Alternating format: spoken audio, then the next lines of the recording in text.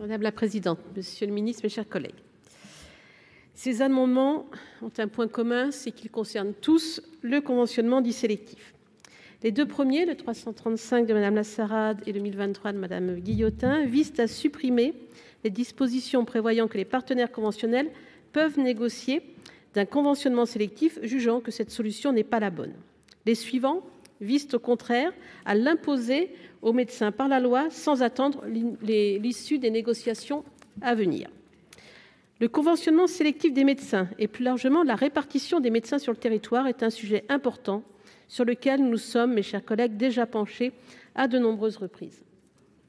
Encore récemment, la proposition de loi du président Retailleau, largement reprise par le gouvernement dans le PLFSS, a été adoptée par le Sénat afin de rendre obligatoire la réalisation par les étudiants de médecine générale d'une quatrième année de stage, en priorité en zone sous-dotée. La commission a toutefois jugé qu'il n'était pas souhaitable, alors que s'ouvrent des négociations essentielles en vue d'une nouvelle convention médicale, d'adopter maintenant de nouvelles mesures coercitives. Nous pensons qu'il ne faut ni éluder le sujet en le supprimant des thèmes pouvant être abordés par l'assurance maladie et les syndicats, ni court-circuiter les négociations en imposant dès maintenant par la loi des mesures coercitives qui risqueraient d'être mal comprises des professionnels et de décourager les jeunes médecins à s'installer. L'amélioration de l'accès aux soins figure parmi les priorités de l'assurance maladie dans la négociation qui s'ouvre. Elle est bien plus large que le conventionnement sélectif qui ne réglera rien à lui tout seul. Ni les problématiques de temps médical disponible, et j'insiste sur ce point, le temps médical disponible, qui requiert de réfléchir au partage des responsabilités entre professions de santé comme au développement des assistants médicaux, ni celle relative à la démographie des médecins. Tout au plus, dans le contexte actuel, contribuera-t-elle à répartir la pénurie. Convaincue que les mesures coercitives ne sont jamais aussi efficaces que lorsqu'elles ont été négociées, la Commission vous propose de laisser les partenaires conventionnels s'emparer de ce sujet, comme plus largement des questions d'accès aux soins dans les prochains mois, avant d'envisager de légiférer. En conséquence, c'est un avis défavorable aux deux premiers, le 335 et le 1023, qui suppriment l'extension des thèmes ouverts à la négociation collective, car dans le cadre des négociations de la prochaine convention médicale, l'amélioration de l'accès aux soins figure parmi les priorités de l'assurance maladie. La Commission souhaite que ces thèmes soient abordés dans l'ensemble des négociations à venir. Le 883 conditionne l'installation d'un médecin à une autorisation de l'ARS et dans les zones surdotées au départ d'un médecin. Je crains que ce type de mesure ne décourage l'installation alors que nous avons une pénurie de médecins. C'est un avis défavorable également. Le 13 rectifié subordonne le conventionnement d'un médecin dans une zone surdotée au départ d'un autre médecin ou à l'exercice préalable en zone sous-dotée. Même avis pour la même raison. Les identiques 240, 385 et 541 réservent le conventionnement dans les zones surdotées aux médecins de secteur 1 et subordonnent tout nouveau conventionnement au maintien d'une certaine proportion de médecins conventionnés fixés par voie réglementaire et au départ d'un autre médecin. Je crains là encore les effets pervers de telles contraintes dans une situation de pénurie et fais observer que cela n'améliorerait en rien l'installation dans les zones sous-denses et le problème du temps médical disponible, encore une fois, pour les patients. C'est donc un avis défavorable. Même chose pour les 790 et 14 qui sont rédigés un peu différemment. Le 418, enfin, subordonne le conventionnement d'un médecin dans une zone surdotée à l'exercice préalable de 12 mois en équivalent temps plein en zone normale ou de 6 mois en zone sous-dotée. Pour les mêmes raisons, l'avis est défavorable. Monsieur le ministre. Madame la présidente, madame la rapporteure, mesdames les sénatrices, messieurs les sénateurs. Il ne vous surprendra pas si je vous dis que je suis défavorable à l'ensemble de ces amendements. Toutefois, ayant été cité, je me permets d'apporter quelques éléments complémentaires. Je ne renie en rien ce que j'ai pu dire dans la période précédente, mais je veux simplement apporter quelques précisions. Dire qu'il n'y a aucun sujet tabou ne veut pas dire que toutes les solutions sont bonnes à prendre, mais qu'il y a lieu d'en discuter.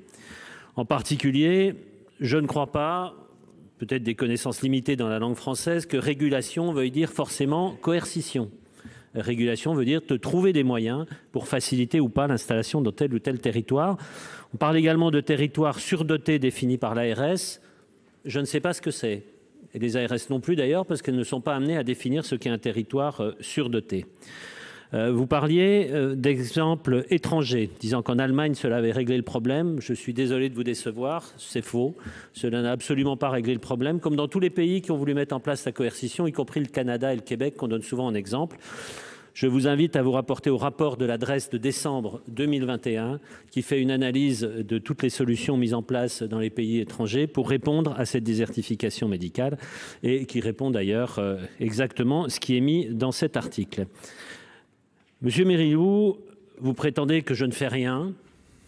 Alors, je vais le prendre pour alimenter la discussion. Je ne considère pas que rien n'est fait au sujet des déserts médicaux. Au contraire, nous proposons un ensemble de solutions et ce sont ces solutions qui vont marcher, je vous le garantis. Quant à me prétendre que je fais du chantage concernant les médecins qui partent à l'étranger, allez discuter avec les jeunes collègues. Ce sont eux qui m'ont dit ça et je n'ai en aucun cas inventé. Si nous pouvons partager le diagnostic, bien entendu, l'urgence à traiter aussi, il convient surtout de ne pas se tromper de traitement comme nous l'avons trop fait depuis des dizaines d'années.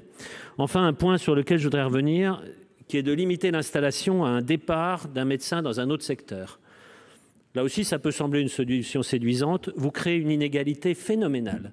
Vous créez une inégalité parce que ces médecins qui sont dans les secteurs dits normalement dotés, on va utiliser ce terme, vont n'avoir de cesse que de vouloir revendre leur clientèle à des jeunes. Donc vous avez des médecins qui sont dans un secteur, allons, osons le dire, confortable, qui en plus vont pouvoir s'enrichir en vendant leur clientèle, alors que le médecin qui est dans le secteur le plus difficile, qui travaille la nuit, n'aura absolument pas cette possibilité. Donc on crée une inégalité entre les secteurs et entre les médecins, ce qui pour moi est totalement inacceptable. Je vous remercie. Merci. Nous avons quelques explications de vote. Monsieur Chassaing.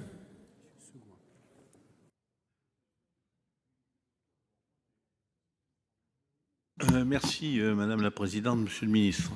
Monsieur le Ministre, moi je vous ai bien écouté et je suis d'accord que votre solution, c'est sûrement la bonne solution. Mais avec le président Alain Milon, on avait trouvé une solution en 2019, puis finalement il n'y a rien qui en est sorti. C'était en dernière année qu'il y ait 6 mois, enfin un petit peu la loi, projet de loi Retailleau, mais seulement sur 6 mois en zone médicale. Bon, je pense que ce projet de loi, effectivement, à condition que ces médecins qui seront en 10e année soient payés au moins 5 000 € par mois, c'est-à-dire avec un accord avec le médecin qui les recevra, le maître de stage. Mais si vous voulez, actuellement, il faut bien comprendre le désarroi des maires des communes dans les territoires ruraux. Ils nous demandent, bon, on essaye de leur expliquer, mais ils nous demandent que lorsqu'ils essayaient de ne éviter que les médecins, dans des secteurs où ils sont trop nombreux, peut-être qu'ils puissent, et moi j'ai fait un amendement qui se retrouve dans l'article 25, mais qu'ils puissent peut-être, pendant 1 an, eh bien, essayer d'aller à une 20aine de kilomètres en zone sous-dense pour soulager les médecins ou essayer de pouvoir, avec peut-être d'autres procédés, avec une infirmière de pratique avancée, avec une cabine, avec de la téléconsultation, mais qu'au moins il y ait quelque chose de fait pour les médecins qui sont dans des zones surdenses, qu'ils aillent au moins pendant 1 an, 1 jour par semaine, dans une zone, bien sûr, à pas plus de 30 km. Pour ne me fâcher avec personne, je vous informe tout de suite que comme il y a beaucoup d'inscrits, beaucoup d'explications de vote, je vais être très ferme sur les 2 minutes. Voilà, Madame Doineau. Merci Madame la Présidente. Je ne voterai pas, en tout cas pour tous ces amendements. J'adhère totalement aux propos de Monsieur le Ministre. En réalité, ce problème que nous vivons ici en France, il est partout ailleurs. C'est un effet mondial. Le vieillissement de la population, il est partout. L'allongement de la vie, tout simplement. On n'a pas prévu sans doute assez de professionnels de santé pour soigner toutes les personnes qui en auraient le plus besoin. Le vieillissement de la population avec les pluripathologies fait qu'on a besoin de plus de temps de soins. Et aujourd'hui, le phénomène, il est partout dans le monde. Alors c'est vrai que certains nous disent vous manquez de courage, vous n'avez pas de proposition de coercition. Est-ce que c'est vraiment manquer de courage que de dire la réalité que l'on observe partout? Moi, je pense que nous devons être aussi dans des réponses qui sont cohérentes. Ce que certains proposent, en réalité, eh bien, c'est ce que vient de dire Monsieur le ministre. C'est sans doute que certains vendront leur patientèle à des prix phénoménaux et que ça créera effectivement un phénomène de surenchère. Si vous dites à des jeunes qu'ils devront s'installer à tel ou tel endroit, mais la réalité, c'est qu'ils choisiront en fonction de leur vie affective, de la vie dans laquelle ils se sont déjà installés après 9 ans d'études et peut-être voire 10 ans dans quelques instants. Donc, ils auront toujours des possibilités de s'installer ailleurs. Je pense qu'il ne faut pas faire un procès de non-courage à ceux qui proposent d'autres solutions, parce que celles que vous proposez, en fait, n'apporteront pas la solution. On ne distribue pas ce que l'on n'a pas, et on n'a pas de médecins. On me dit aussi souvent, il faut regarder les professeurs, il y a d'autres professionnels qui sont obligés de s'installer à tel ou tel endroit. Mais regardez, aujourd'hui on manque de professeurs, et bien pour autant, la coercition ne forme pas des professeurs comme ça d'un coup de baguette magique. Donc il n'y a pas de solution miracle. Merci madame. Monsieur Duplomb. Monsieur Duplomb, pour 2 minutes, hein, monsieur Duplomb. Merci madame la présidente de me rappeler que j'ai que 2 minutes. Monsieur le ministre, moi j'ai l'impression d'être dans une discussion où je ne comprends pas tous les paramètres. Alors c'est un peu normal, je ne connais pas spécialement le sujet, mais je le regarde de ma fenêtre avec un peu de bon sens. D'abord, la première chose, c'est que si on est d'accord pour se dire qu'être médecin généraliste, c'est une profession libérale, alors on ne peut pas faire d'affectation obligatoire, sinon il faudrait que ce soit des fonctionnaires. Mais si c'est une profession libérale, à contrario, on ne peut pas leur imposer un endroit spécifique où ils doivent exercer. Donc, la seule solution qu'on a, c'est que sur les zones où il y en a trop, eh bien, notre possibilité, c'est de les déconventionner. Alors, je voudrais répondre à la rapporteure, Corinne, avec toute l'amitié que je te porte.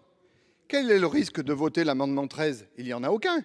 S'il en manque partout, il n'y a pas de zone surdotée. Donc, le problème ne se pose pas. Votons l'amendement 13, qui prévoit que sur les zones surdotées, eh bien, un médecin qui irait n'est pas conventionné. Si vous êtes tous pour dire qu'il en manque partout, ça veut dire qu'il n'y a pas de zone surdotée. Donc un médecin ne pourrait pas aller sur une zone dans laquelle il ne serait pas conventionné. On n'a aucun risque là-dessus. C'est un point de bon sens, c'est pas autre chose. Donc à un moment donné, si par contre, ce que je pense, vu de ma fenêtre, c'est qu'il y a quand même des zones où il y en a quand même un peu plus qu'ailleurs, qu'on pourrait peut-être appeler, entre guillemets, surdotées. Qu'on leur dise, puisque c'est une profession libérale, moi je suis dans une profession libérale, je fais 70 heures par semaine, c'est pas un souci, moi je me plains pas, je suis content de travailler 70 heures par semaine. Mais quand on est dans une profession libérale, si vous voulez aller dans une zone où il y en a déjà trop, parce que c'est conventionné et que l'argent des Français paye ce conventionnement, eh bien à un moment donné, qu'on puisse dire, là où il y en a trop, eh bien on vous déconventionne. C'est exactement pareil que quand on va chez un ostéopathe ou n'importe quoi. Si votre mutuelle ne vous rembourse pas, la parole est maintenant à monsieur Joly. Votre système n'est pas remboursé. Donc je voterai l'amendement numéro 13. Monsieur Duplomb, 2 minutes comme tout le monde. Monsieur Joly, c'est à vous. Madame la présidente, monsieur le ministre, mes chers collègues, je reviens par rapport à l'amendement que j'ai présenté avec mes collègues et que notre collègue Fichet a présenté avant moi. Juste vous dire, il y a une véritable urgence. Vivons-nous dans le même pays? Comprenons-nous nos populations de la même manière aujourd'hui? Je vous l'avais dit, monsieur le ministre, il y a quelques jours. Au secours, c'est ce que nous disent les habitants de nos territoires aujourd'hui. Il y a une urgence, il y a une désespérance, il y a un désarroi. On ne peut pas laisser notre population dans cet état-là avec des millions de Français qui n'ont pas de médecin référent. Il faut agir et ça n'est pas de la coercition. Attention au vocabulaire, ne manipulons pas les idées en n'employant pas le bon vocabulaire. C'est pas de la coercition, c'est de la régulation, c'est de l'organisation au regard de ce que chacun dit, effectivement, la pénurie de médecins. Mais c'est parce qu'il y a une pénurie de médecins, justement, qu'il nous faut essayer de répartir au mieux sur le territoire et de faire en sorte que l'on ait un traitement égal, quel que soit l'endroit où on vit dans ce pays. C'est le pacte républicain qui nous y invite. Et comme moi, vous constatez les dégâts que ça fait sur le plan politique aujourd'hui, au regard des élections qu'on a connues au cours de ces derniers mois. La proposition que j'ai faite est assez simple, c'est dire je comprends, vous savez, vous sortez des études, vous avez une famille, vous voulez vivre dans une métropole, eh bien faites en sorte, si vous voulez vivre dans une zone surdotée, de passer au moins une journée par semaine sur un territoire, faites-le régulièrement, en mesurant, en appréhendant ce que ça correspond, c'est mettre 2000 médecins sur le terrain. Ça n'est encore pas suffisant. Et donc, c'est de fait de manière souple, c'est-à-dire vous le faites en 1 an, vous le faites en 3 ans. Si vous installez sur un territoire rural, sous-doté, c'est 6 mois qu'on vous demande de faire, soit en une seule fois, soit sur 3 ans. Ce n'est pas une contrainte extraordinaire. Et puis revenons sur la question des zonages. Étant en zone surdotée aujourd'hui, il va falloir retravailler sur ce zonage, aujourd'hui qui est établi sur des données théoriques. Étant en zone surdotée, tous les territoires qui ont des médecins sur des proportions supérieures à la moyenne. La parole est maintenant à Madame Cohen. Merci, Monsieur Joly. J'ai dit que c'était fini. Je dis c'est fini. Madame Cohen. Oui, merci Madame la Présidente. Beaucoup de choses ont été dites, mais moi, Monsieur le Ministre, je trouve qu'on prend les choses à l'envers. C'est-à-dire qu'il n'y a pas une seule solution. Pour arriver à faire reculer les déserts médicaux, il y a plusieurs solutions.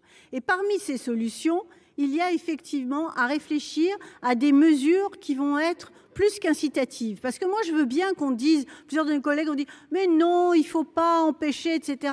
Mais il y a eu des mesures incitatives qui sont prises depuis des années, elles ne fonctionnent pas. Ce n'est pas le groupe communiste qui le dit, c'est la Cour des comptes. Ça ne fonctionne pas. Et quels que soient nos territoires, que ce soit en zone rurale ou en zone sururbaine, c'est exactement la même histoire. Donc moi, je partage complètement le bon sens de mon collègue Duplomb. C'est-à-dire, ce qu'il dit, c'est clair et net. Voilà.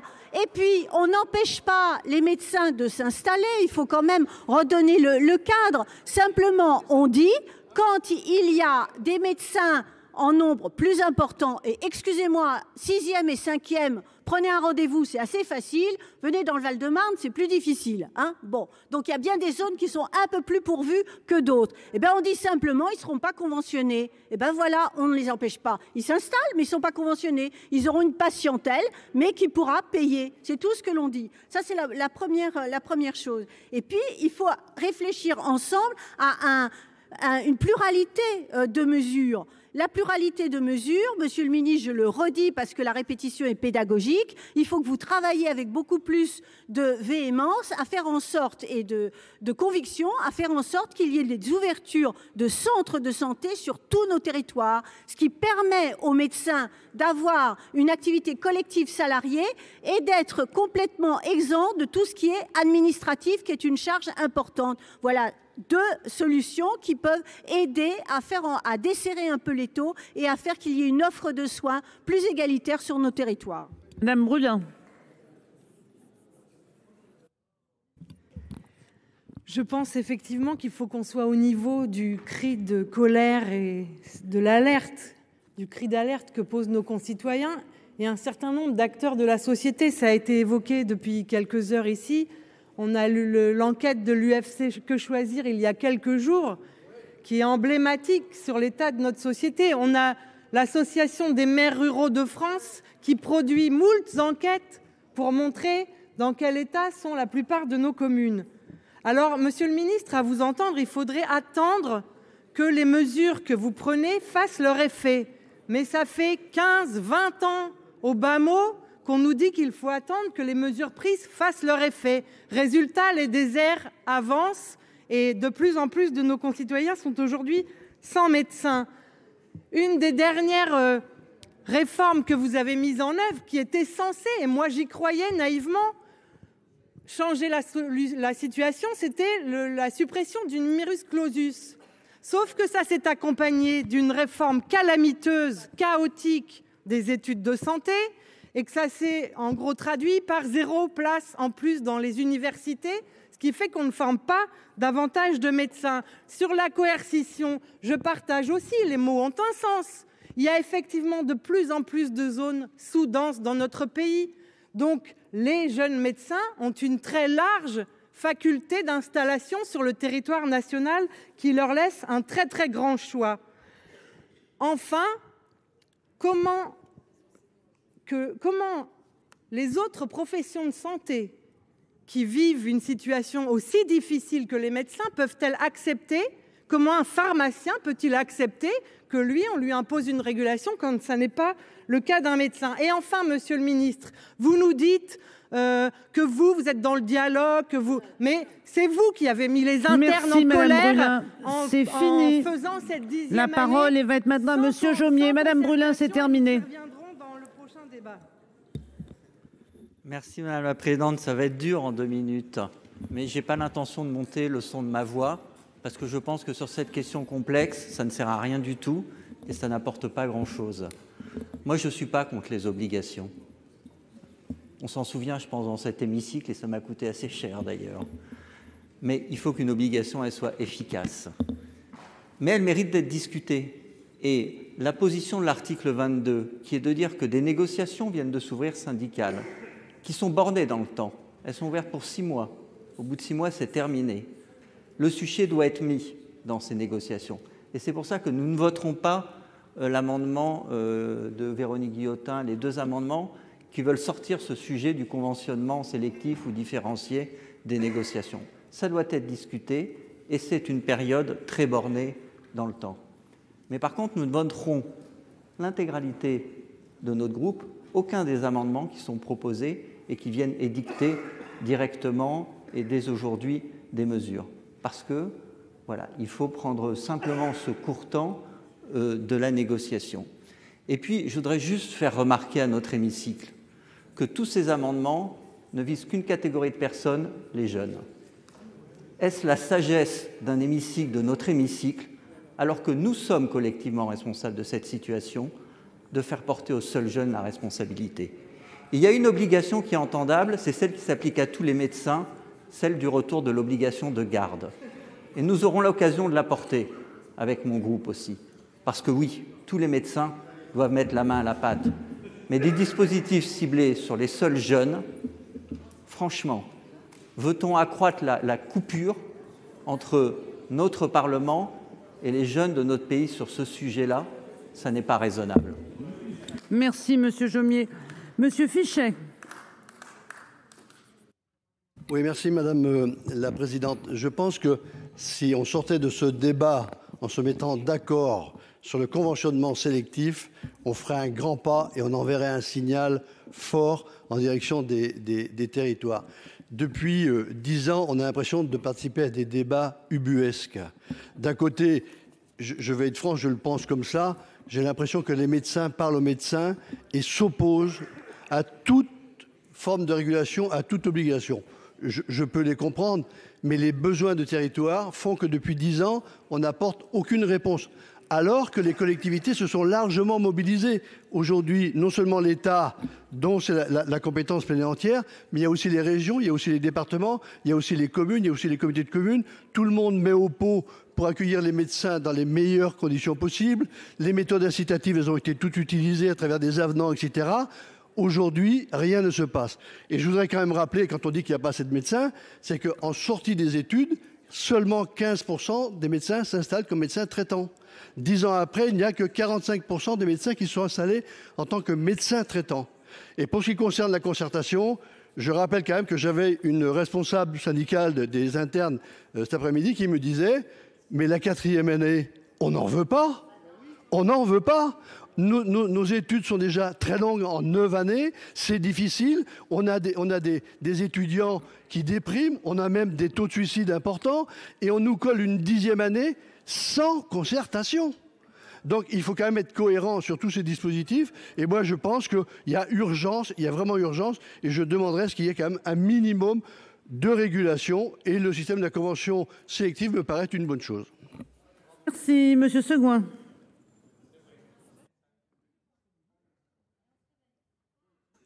Merci Madame la Présidente. Monsieur le Ministre, je vous ai écouté tout à l'heure, vous dites ça n'a jamais marché. Mais avons-nous essayé? Telle est ma question. Avons-nous essayé? Et j'aimerais que vous m'expliquiez aussi quelle est la différence entre un médecin et un pharmacien. Un pharmacien ne pose pas de problème, il s'installe dans tel territoire, on n'a aucun souci avec les pharmaciens, on n'a aucun souci avec les infirmières, aucun souci avec les fonctionnaires, on a des soucis qu'avec les médecins. Et le problème est d'autant plus grave, c'est que comme on n'a plus de médecins, les pharmacies ferment. Alors, on a fait des Pandores pour installer des médecins. Je peux vous les citer, j'étais maire, j'ai activé toutes ces procédures. C'est incroyable, ça ne marche pas. Alors, arrêtons tout ça, ayons un peu de courage, et peut-être que nos citoyens vont avoir un peu plus confiance dans les politiques, parce qu'ils ont du courage demain. M. Millon.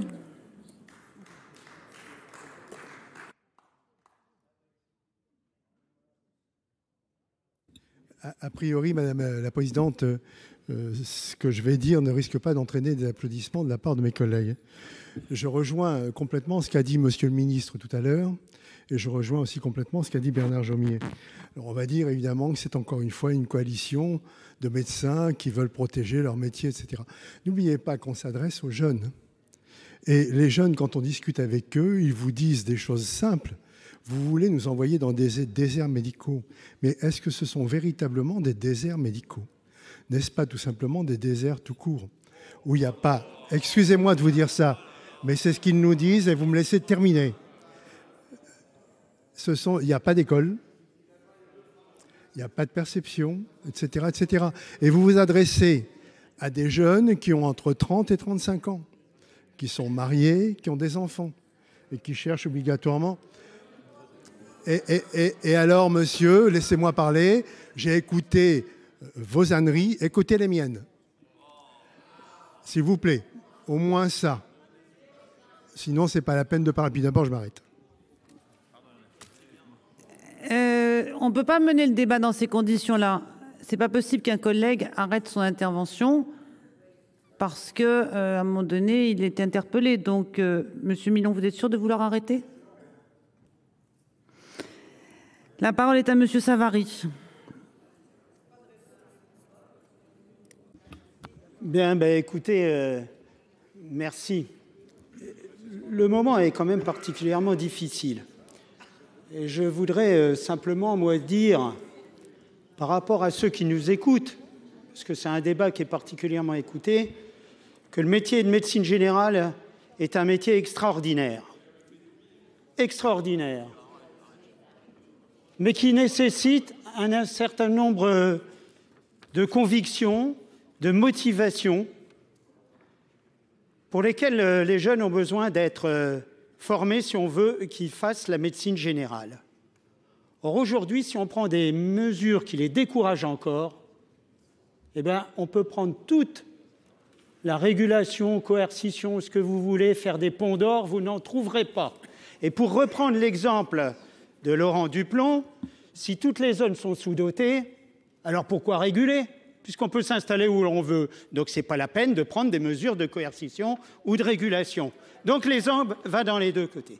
Monsieur le ministre, vous avez là un coup de semonce extraordinaire. Donc une tâche véritablement pour faire en sorte qu'on trouve une solution.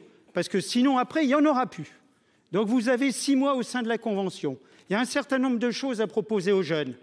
10 ans, c'est beaucoup. On peut gagner une année dans le premier ou le deuxième cycle.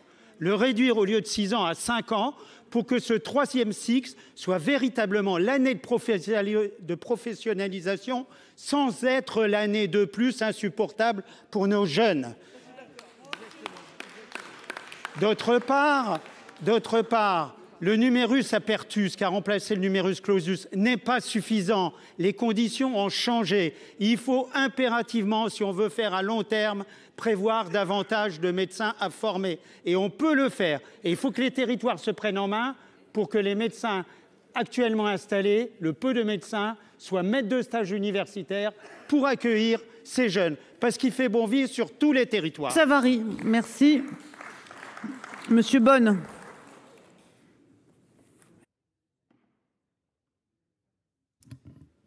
Oui, Madame la Présidente, vous allez croire que les médecins se liguent un peu pour défendre ce secteur.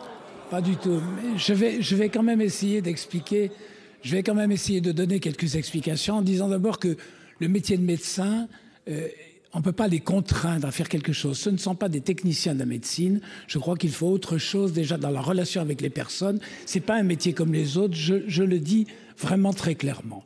Je pense que si vous forcez des médecins à aller à un endroit alors qu'ils n'ont pas du tout envie d'aller, ils ne feront pas la médecine qu'on peut souhaiter. Ça, c'est la première chose. Et puis je pense, attendez, mais pareil, je crois qu'on vous a écouté correctement, laissez parler les autres. Bon, je crois aussi que le déconventionnement a un risque. Ce risque, c'est que tous les médecins qui voudront s'installer à un endroit se mettent en secteur 2 ou trouvent un accord avec des mutuelles pour justement être remboursés normalement. Et ils mettront les prix qu'ils veulent. Moi, j'ai toute confiance dans la convention qui va s'établir dans les 6 mois qui viennent. Je crois qu'il faut absolument être exigeant sur cette convention en disant d'abord au Conseil de l'ordre de prendre ses responsabilités, de trouver des solutions et d'apporter des solutions avec les médecins pour que justement ces installations se fassent. Moi, je me rappelle quand je me suis installé il y a un certain nombre d'années, les conditions n'étaient pas les mêmes. On travaillait des heures innombrables et on ne les comptait pas.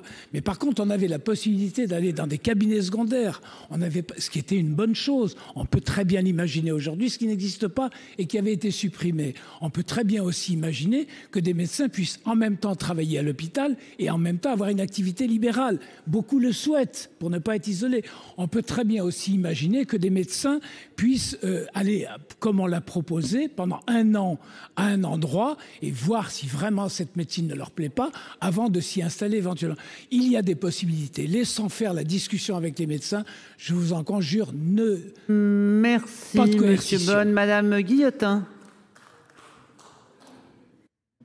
Tout d'abord, je vais retirer mon amendement et laisser effectivement les conventions démarrer. Les discussions se font autour de la table. C'est un amendement d'appel. Je pense que voilà, ça a été assez compris.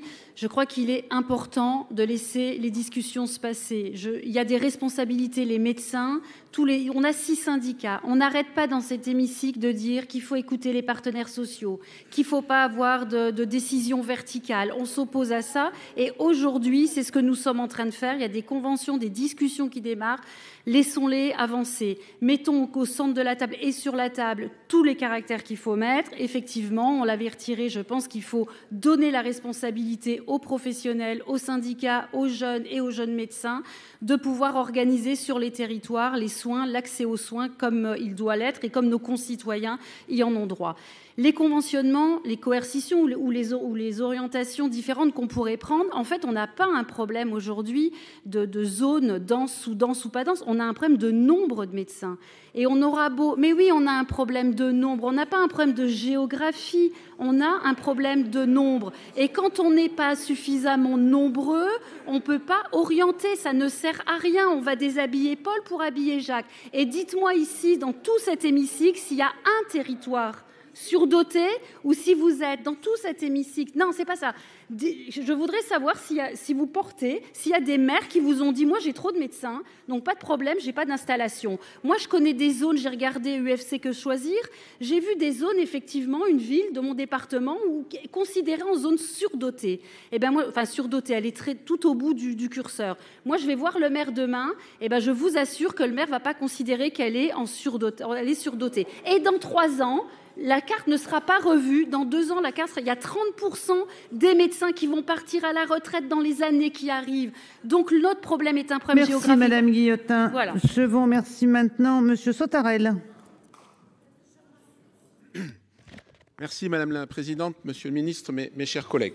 Je voulais juste reprendre la parole à cet instant. Simplement, il ne s'agit pas d'une question ou d'une position dogmatique, il s'agit d'une position pragmatique.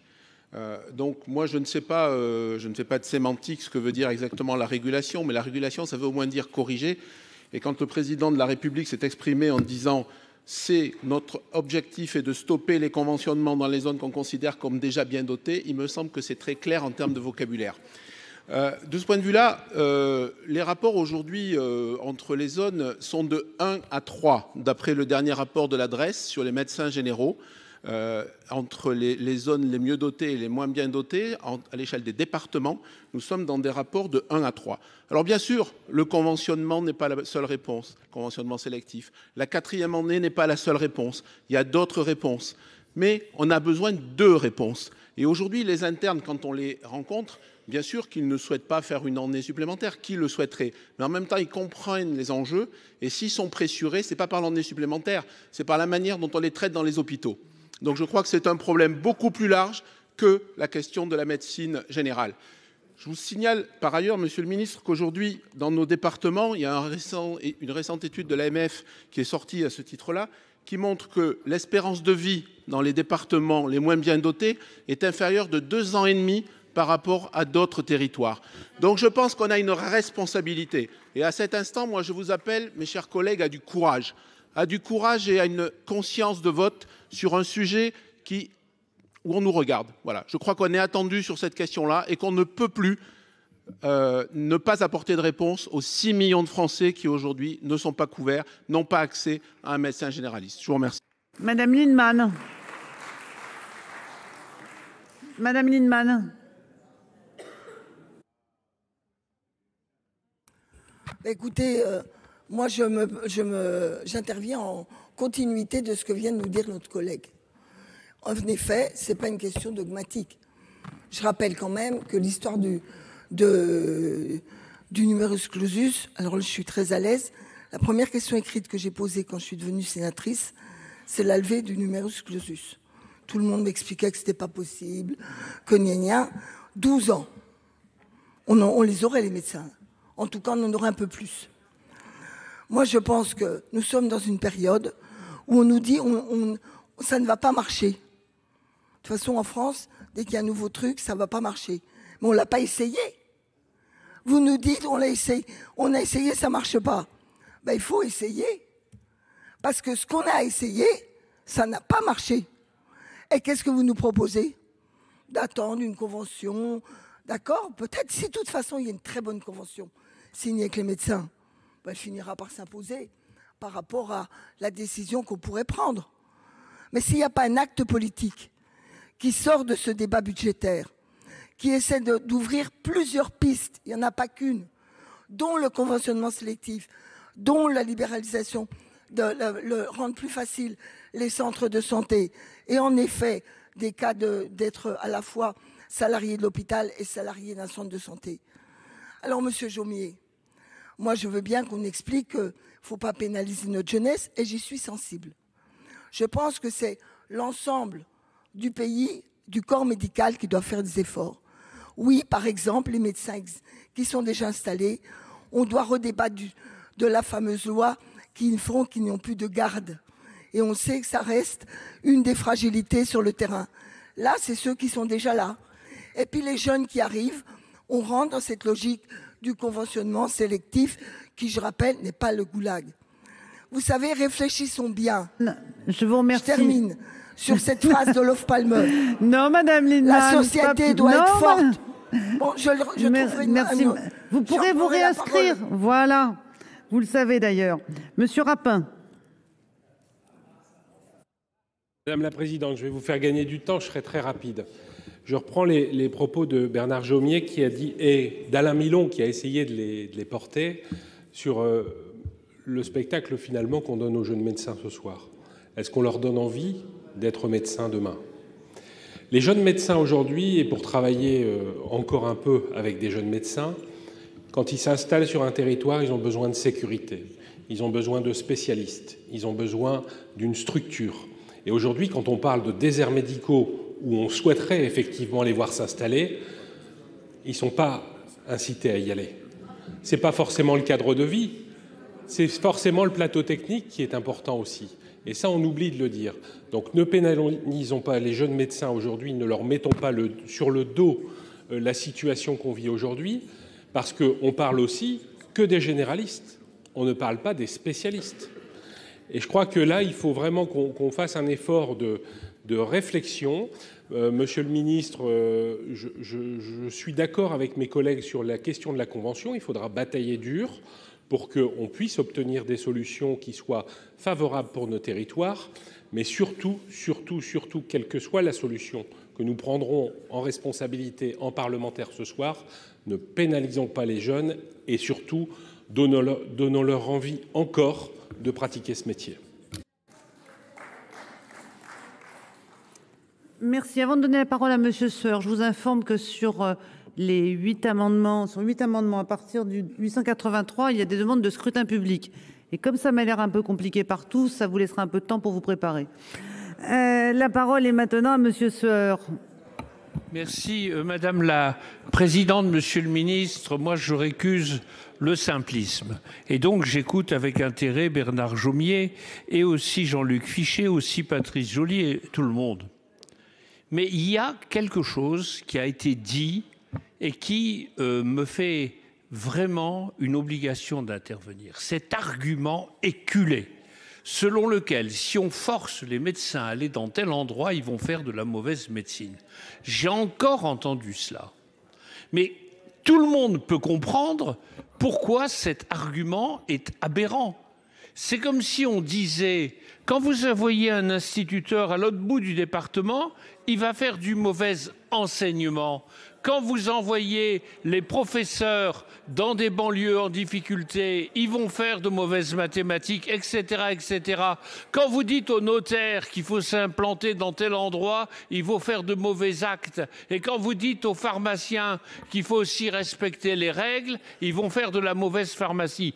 Tout ça ne tient pas. Derrière cela, il y a quand même une conception de la société selon laquelle la régulation naturelle par le marché, ça fait le bien commun. Eh bien non, ce n'est pas ça la réalité. Et si on refuse toute organisation de la société, c'est même pas la peine de s'engager dans la politique. La politique n'a de sens que parce qu'on cherche à maîtriser le cours des choses. Alors on peut en discuter longuement. Certains ont peur. On a dit qu'il va y avoir la révolte des médecins, la révolte des internes.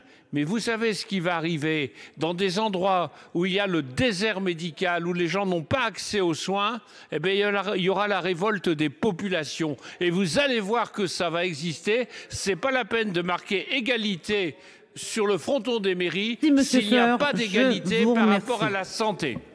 Monsieur Lévrier.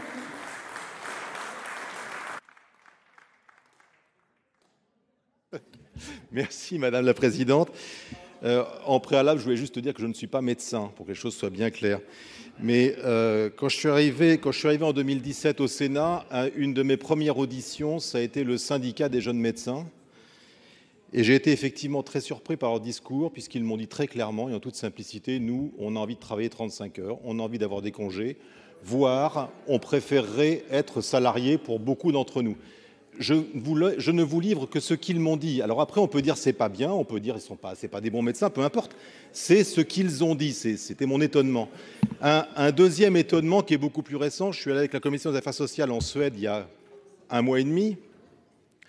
Je pensais qu'on y trouverait des solutions extraordinaires et je suis revenu en France en me disant on a vraiment de la chance d'être en France. Un simple exemple. Il y a en France à peu près, je crois, un médecin pour 900 personnes. À peu près. En Suède, c'est 1 pour 1800. 1 pour 1800. Pour avoir un médecin, il faut entre 3 et 8 jours pour pouvoir rencontrer un médecin. Et on n'a pas de médecin référent, c'est impossible. Le problème est mondial. Donc, se persuader qu'on va trouver la solution entre franco-français, voire entre territoires, est un non-sens, puisque ce problème nous touchera tous et très loin. Mon troisième point, qui n'est pas d'étonnement, c'est celui que je vis sur mon territoire très régulièrement, c'est de voir des communes ou des villes se faire concurrence pour s'arracher des médecins entre villes voisines parce que leurs médecins sont âgés, ils ont peur, ils veulent préparer les quelques années qui viennent et ils se font concurrence. Donc je vous dis attention, la solution de la coercition ne marchera pas, je le dis vraiment, et je vous invite, parce qu'il ne me reste plus que 18 secondes, vraiment à croire aux 6 mois qui vont arriver et à faire confiance cette fois-ci à cette construction de la Convention. Laissons 6 mois pour y arriver et nous allons y arriver. Madame Gatel. Merci Madame la Présidente, Monsieur le Ministre. Moi, je ne suis pas médecin, mais il m'arrive d'être malade. Sérieusement, je pense que le sujet dont nous parlons, c'est pas un bien de consommation, c'est un bien essentiel. Et que je pense que nous avons des difficultés pour tout ce que nous avons dit et qu'en plus, nous avons érigé une société de loisirs. Et les médecins, comme tout le monde, ont envie d'avoir des horaires différents. Maintenant, le numerus clausus, on peut en parler pendant des années. En tout cas, il est là. Moi, je pense, monsieur le ministre, qu'on a aussi une question sur la sélection des étudiants.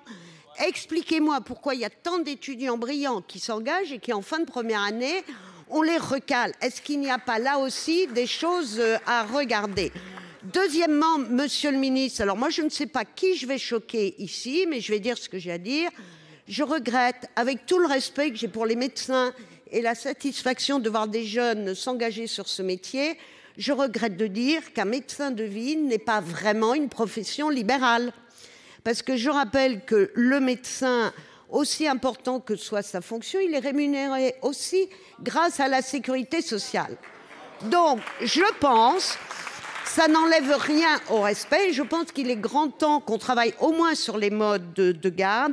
Et monsieur le ministre, je pense que dans notre société, il est temps que nous tous, nous ayons envie à la fois de profiter de notre vie, mais que nous nous rappelons qu'il n'y a pas de société sans responsabilité. Et il en est de même pour les médecins comme pour toute profession. Donc moi, je veux bien, monsieur le ministre, sans doute mon côté centriste, de dire, voilà, vous nous dites dans 6 mois, a dit monsieur Février, on a la solution, Lévrier, pardon. Eh bien, moi, je veux bien dire banco, mais monsieur le ministre, rendez-vous dans 6 mois, en ayant expliqué aux médecins qu'ils ont des droits, ils ont des envies, mais ils ont aussi des devoirs comme nous tous. Si monsieur Bilac.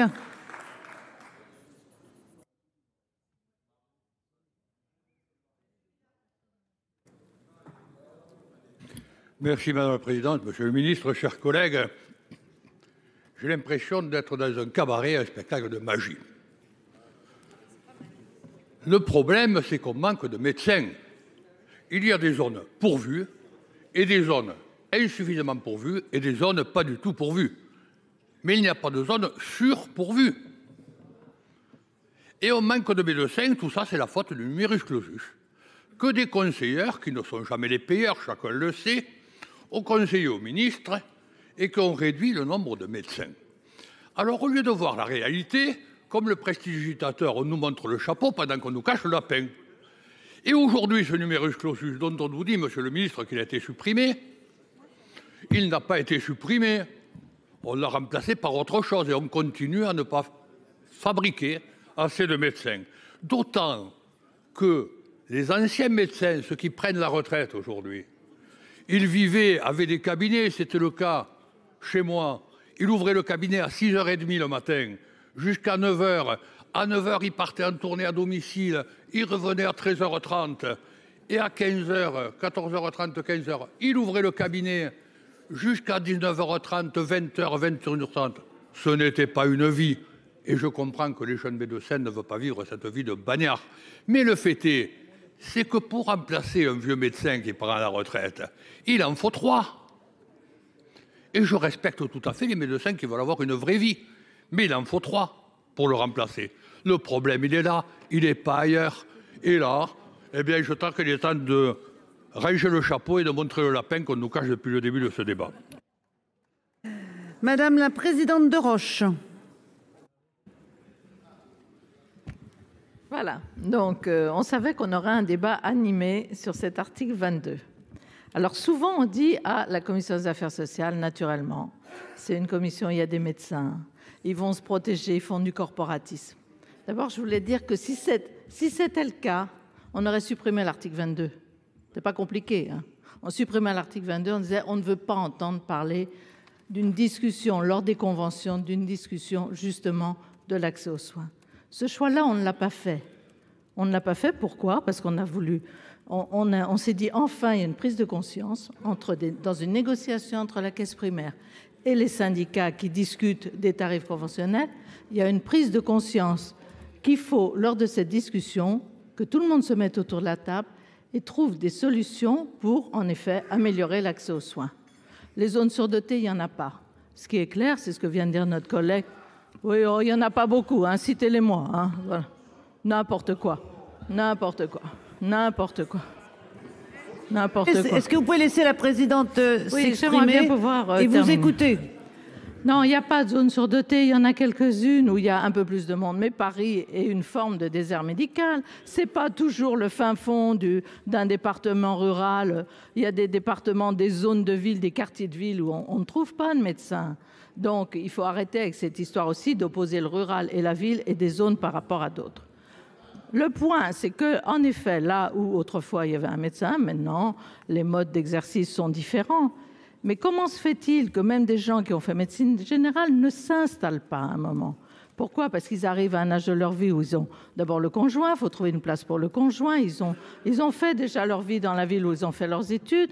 Ce qu'il faut, c'est en effet pouvoir leur donner des conditions d'exercice là où ils iront. Et ça peut tout à fait se faire hors des villes, ça peut tout à fait se faire hors de milieux urbains. Il y a des territoires, des départements où dans des zones plutôt très rurales, loin de la préfecture, il y a une formidable dynamique de médecins. Pourquoi? Parce qu'ils ont des conditions d'exercice très intéressantes. Ils travaillent avec l'hôpital. Ils ont des possibilités d'avoir des stagiaires. Tout ça, ça fonctionne. Il faut en effet une vraie dynamique qui se crée. Mais cette dynamique, elle se crée quand on leur donne de l'espoir, quand on leur donne des conditions d'exercice et quand on leur dit qu'on a confiance en eux. Ce qui n'empêche pas, en effet, que moi je suis très favorable à la 4e année, parce qu'on ne peut pas. Mais à un moment, il faut dire aux jeunes médecins, banco, on va vous trouver des conditions d'exercice, on va vous redonner du temps médical, on va le faire. Donc cette opportunité de la convention médicale, moi je la soutiens, mais si on la soutient et si on donne à cette convention un délai de quelques mois, et avec des objectifs, mais avec aussi des défis auxquels ils devront répondre, parce qu'aussi il y a une responsabilité des médecins, notamment sur les gardes. Moi, je partage tout à fait que tout le monde doit participer aux gardes. À un moment, on a été très souple et on en paie le prix maintenant. Mais ça, il faut donner cette chance de cette convention pendant 6 mois. Et si d'ores et déjà on donne les conclusions de la convention, c'est pas la peine de faire des textes. On parle toujours de dialogue social et d'une mainmise dans un seul sens et descendant sans dialogue. Donc c'est pour ça nous serons opposés à tous les amendements qui mettent cette condition de convention déjà ficelée, déjà bouclée. Donc la commission a demandé en effet des scrutins publics pour et maintient son avis défavorable sur tous les amendements. Monsieur le ministre. Madame la présidente, mesdames les sénatrices, messieurs les sénateurs. Alors, comme vous le savez, je suis médecin, j'espère que ce n'est pas une tare et que ça me permet quand même de discuter du sujet. Je suis médecin hospitalier, donc j'ai probablement quelques excuses sur ce sujet. J'ai entendu parler de courage. Le courage pour moi, c'est de prendre les bonnes décisions et de les assumer. Soyez-en sûrs que ce sera ma ligne de conduite et dans les décisions, en aucun cas je ne ferai croire aux Français à des solutions miracles que je ne sais ne pas fonctionner pour leur dire que tout va s'arranger dans les mois qui viennent. J'entends, bien entendu, la souffrance des élus, la souffrance des maires, la souffrance de nos citoyens dans des zones qui manquent de médecins.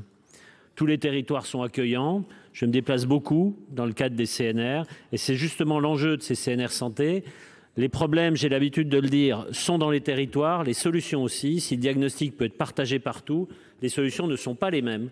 Et je me rends compte tous les jours avec ce qui nous remonte aujourd'hui des CNR santé dont les sujets principaux, bien sûr, sont de 4 types. Je peux vous les redire, mais je crois que vous avez reçu un courrier en ce sens.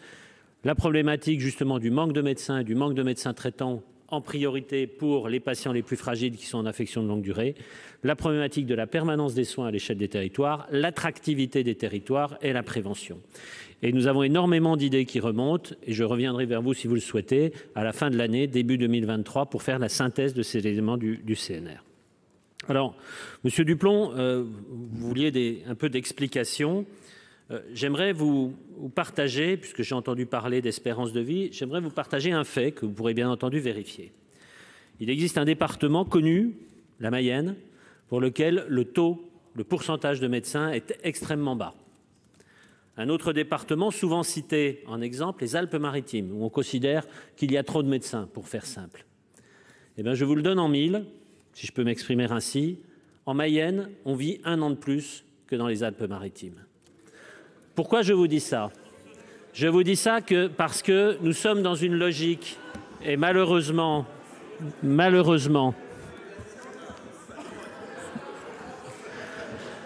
Je vous vois venir pour dire que moins on voit le médecin, mieux on se porte. Permettez-moi de le dire aussi, mais non, ce que je veux vous faire sentir par ce simple exemple, c'est quand on parle de pourcentage de médecins sur un territoire, on est toujours dans cette vieille logique de l'offre de soins et absolument pas du besoin de santé de la population. Moi, ce qui m'intéresse, c'est de répondre aux besoins de santé de la population et pas de se baser sur des chiffres qui ne répondent pas et qui n'expliquent pas cela. J'ai entendu parler du numerus clausus avec une chose que je suis désolé, je ne peux pas laisser passer. La disparition du numerus clausus, c'est 13% d'étudiants en plus dans les études de médecine. Donc dire qu'il n'y en a pas plus, ce n'est pas possible. Madame Cohen, et je suis ravi d'avoir entendu, vous avez parlé d'absence de solution unique, de solutions multiples, de boîte à outils. Je souscris totalement à cela, même si ce que vous proposez ne fait pas partie de ma boîte à outils. Je suis donc certain que vous serez d'accord avec l'article 24 qui propose des consultations en zone sous-dense, qui propose également le guichet unique pour simplifier les aides, le 23 sur la 4e année, le déploiement des CPTS où je me suis engagé qu'il y en ait sur tout le territoire national à la fin de l'année prochaine, l'exercice partagé, les expérimentations d'accès direct de l'article 24, l'augmentation des assistants médicaux qui permettent d'augmenter de 10% la patientèle de chaque médecin avec une simplification pour les mettre en place, le cumul emploi-retraite, l'article 25 sur la libération des PADU. Voici des solutions dans la boîte à outils qui fonctionnent, qui vont fonctionner. On a parlé aussi, et on parle souvent, ce qui me permet d'aborder ce sujet avec vous, des autres professions. On parle des pharmaciens, on parle de beaucoup de choses. Les pharmaciens, on n'a pas de pénurie aujourd'hui de pharmaciens. Malheureusement, on risque d'en avoir demain et quand on en aura, vous aurez beau dire qu'ils ont des règles d'installation, ce n'est pas une coercition, c'est une règle qui marque le volume maximum de patientèle ou minimum pardon, pour s'installer. On parle des infirmiers, on parle des kinés, il n'y a pas de pénurie dans ces professions, ce qui nécessite la possibilité éventuellement de les imposer. On parle aussi beaucoup des fonctionnaires, par exemple. Eh bien, écoutez, la coercition existe dans l'installation des médecins, je suis ravi de vous l'apprendre. C'est le cas des médecins hospitaliers qui sont assimilés à des fonctionnaires comme moi. Et ces médecins hospitaliers ne s'installent pas où ils veulent, ils s'installent où il y a des places disponibles. Donc lorsqu'on est fonctionnaire, on n'a pas cette liberté d'installation quand on est médecin. Lorsqu'on est profession libérale, c'est effectivement autre chose. On a parlé d'essais, de solutions qui n'a pas été essayée. Pourquoi ne pas l'essayer? Alors déjà, elle a été essayée, je vous l'ai déjà dit, dans d'autres pays, le Royaume-Uni, le Québec. Ils sont revenus en arrière, heureusement, parce que le remède était pire que le mal. Permettez-moi, en tant que médecin, de dire que quand je sais que le remède est pire que le mal, je ne veux pas l'appliquer, je ne veux pas l'essayer, parce qu'in fine, le malade sera mort, et ce n'est pas ce qu'on cherche à obtenir. La 4e année, nous allons y revenir, j'imagine, dans les discussions sur la 4e année. Vous m'avez proposé, pardonnez-moi, peut-être un peu provoqué aussi, mais surtout, vous m'avez proposé de revenir dans 6 mois, à l'issue des travaux sur la Convention, et de vous proposer les résultats. J'accepte bien volontiers, je m'engage à revenir devant vous, là aussi, pour vous présenter les résultats des discussions sur la Convention avec les médecins généralistes. Il ne vous aura pas échappé, vous avez certainement vu la lettre qu'avec la ministre déléguée Agnès Firmin-Le Bodo, nous avons envoyée au président de la Caisse d'assurance maladie pour les bases de cette convention. Dans cette lettre figure très clairement écrit le principe des droits et des devoirs. C'est sur ce principe-là que nous allons mener la convention avec les médecins. Je viendrai vous en expliquer les résultats si vous le souhaitez. Je vous remercie. Merci, monsieur le ministre. Alors, nous allons donc maintenant passer au scrutin public, puisque mesdames Lassarade et Guillotin ont retiré les amendements 335 et 1023. Donc on va commencer avec le 883. Je rappelle que l'avis de la commission et de l'avis du gouvernement sont défavorables. Le scrutin est ouvert. Alors on vote le 883, l'amendement de madame Poncet-Monge. Et après on les vote les autres. Non.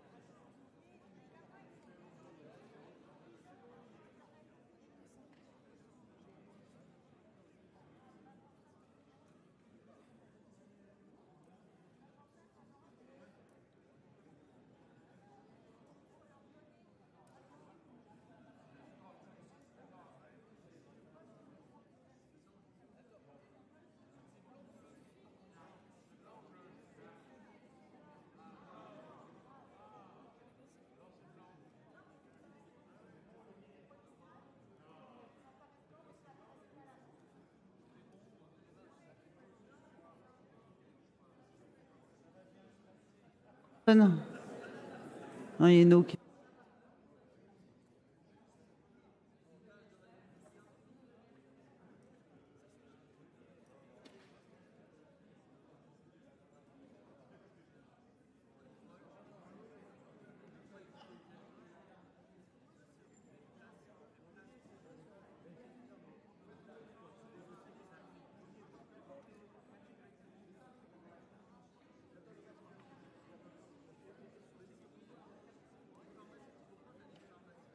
Bon. Plus personne ne demande à voter. Le scrutin est donc clos. 343 exprimés 276 pour 45 contre 231. Le Sénat n'a pas adopté. Nous allons maintenant passer à l'amendement 13 rectifié, amendement présenté par Monsieur Sautarel tout à l'heure. Et le scrutin est ouvert. Peut-être un instant, oui. Je vais trop vite. Le scrutin n'est pas ouvert. Parce que celui-là n'est pas fini de... Mais moi, je l'ai là, c'est pour ça. Parce que je l'ai là.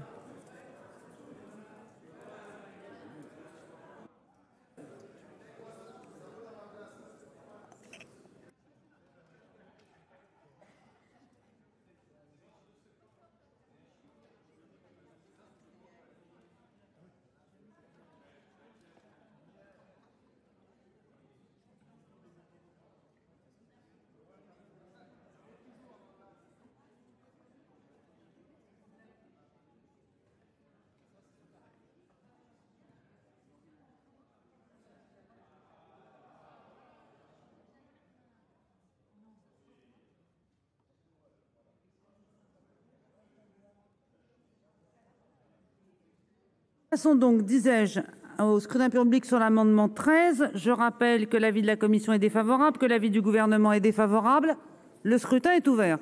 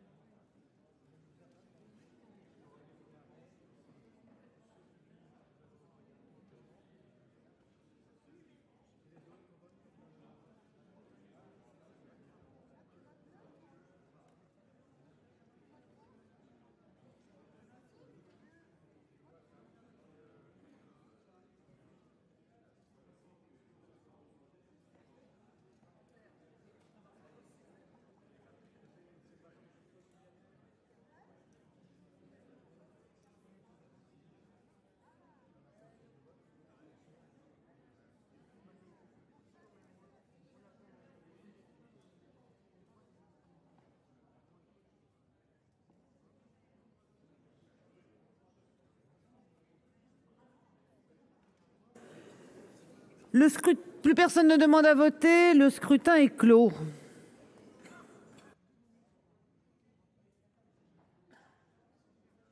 Votants 343, exprimés 274, pour 81, contre 193. Le Sénat n'a pas adopté.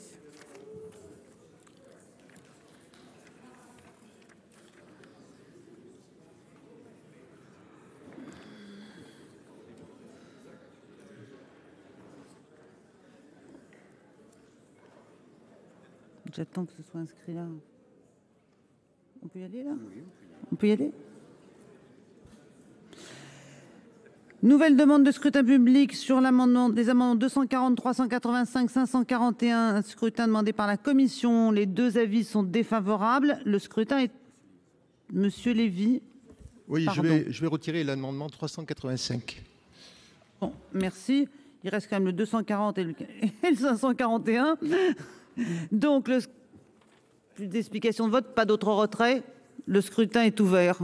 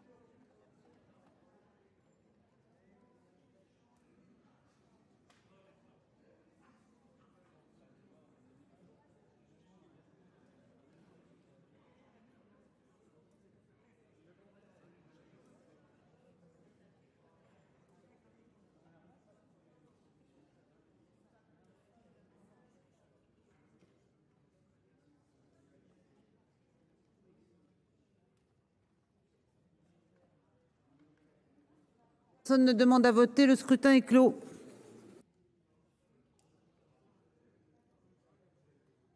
« 143 votants, 280 exprimés, 66 pour, 215 contre. Le Sénat n'a pas adopté. Nous passons maintenant à la demande de scrutin public sur l'amendement 790. Double avis défavorable. Le scrutin est ouvert.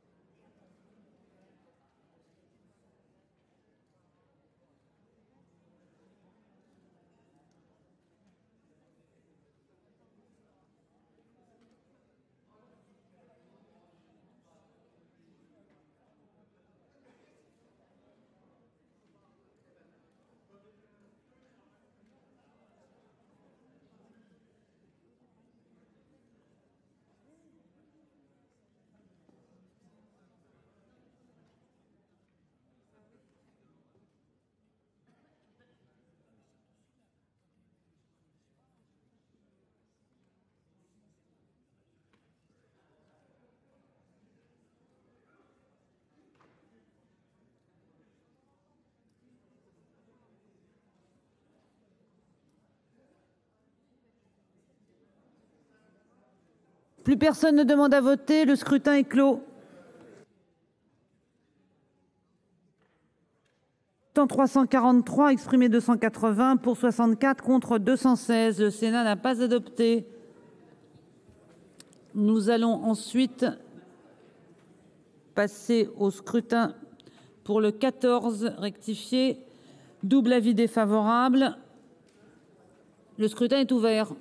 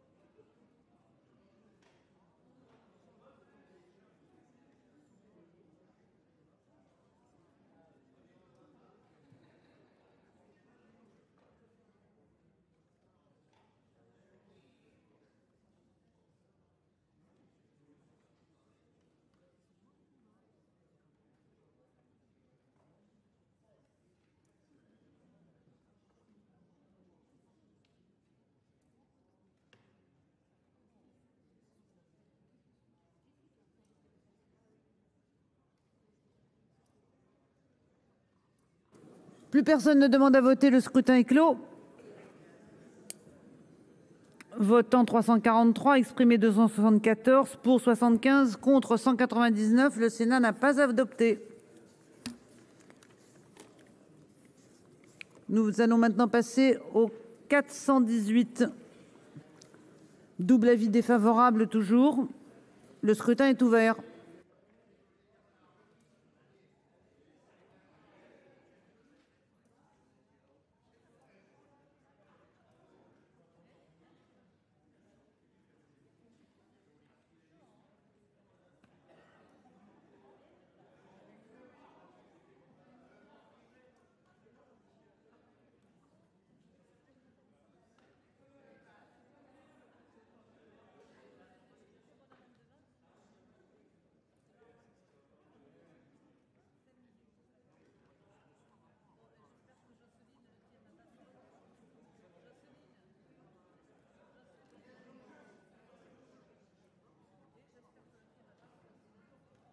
Plus personne ne demande à voter, le scrutin est clos. Votant toujours 343, exprimé 281, pour 62, contre 219, le Sénat n'a pas adopté.